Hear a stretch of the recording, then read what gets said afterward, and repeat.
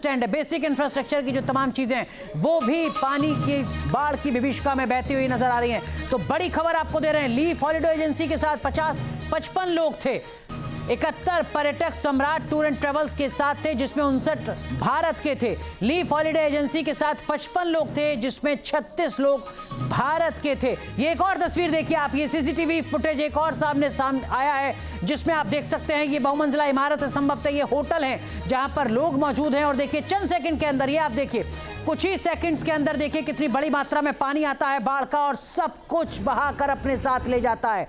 जैसे ही बादल छटता है, पानी कम होता है, तस्वीर साफ होती है, तो सिर्फ धूल का गुबार यहां पर नजर आ रहा है। जमींदोज इमारतें नजर आ रही हैं, बर्बादी नजर आ रही है।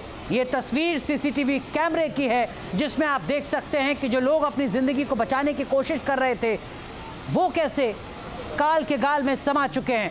जहां तक आपकी नजर जाएगी, जहां पर कुछ सेकंड पहले बहुमंजिला इमारत थी, होटल था, वहां पर सिर्फ और सिर्फ अब बाढ़ का पानी है, बर्बादी है। ये तस्वीर लगातार सामने आ रही हैं।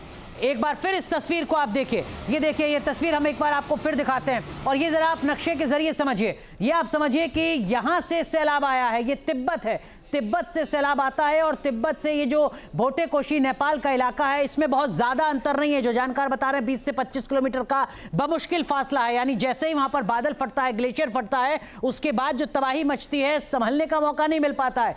भोटे काशी नेपाल का इलाका, जहां पर त्रिशूली नदी में कहर देखने को मिलता है, और यही जो त्रिशूली नदी है, जब इसकी एंट्री होती है भारत में, तो ये गंडक नदी बन जाती है। जैसा कि एनडीआरएफ के जो पूर्व डीजी हमारे साथ जुड़े थे वो हमें बता रहे थे। और गंडक नदी बिहार में एंट्री करती है, बिहार के वाल्मीकि नगर जिले में एंट्री करती है। लेकिन अगर आप इसको देखें नक्शे के हिसाब से, एरियल डिस्टेंस के लिहाज से, तो बिहार बॉर्डर से सीधी दूरी उस जगह की जहां पर सैलाब आया है वो लगभग 170 किलोमीटर है, पौने 200 किलोमीटर के आसपास का ये डिस्टेंस है। कुछ और जानकारी सामने आ रही है जो आपको बता दें। देखिए ये हम आपको दिखा रहे हैं नक्शे के जरिए, आप देखिए जरा, ये तिब्बत का इलाका है, तिब्बत में ये ग्लेशियर है, तिब्बत से सटा ही रसुआ बॉर्डर, जिसको ड्राई पोर्ट बताया जा रहा है। ड्राई पोर्ट का मतलब चीन से सामान आता है इस जगह पर, और यहां से फिर वो आगे बढ़ता है कारोबार के लिहाज से। ये ड्राई पोर्ट है रसुआ का इलाका।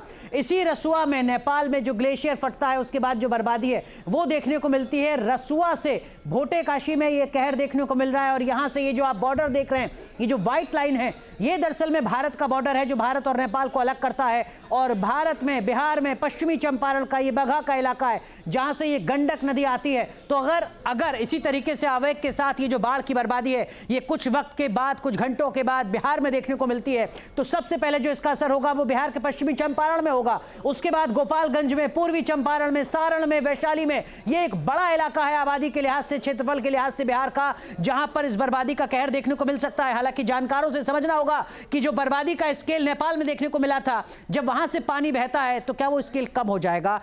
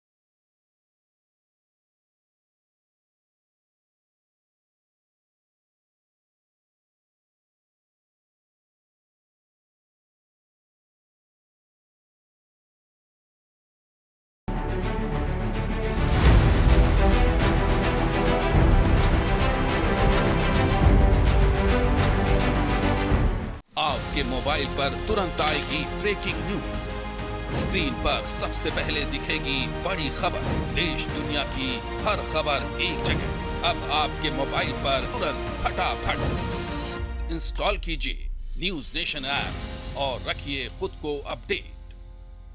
आपके मोबाइल पर तुरंत आएगी ब्रेकिंग न्यूज। स्क्रीन पर सबसे पहले दिखेगी बड़ी खबर।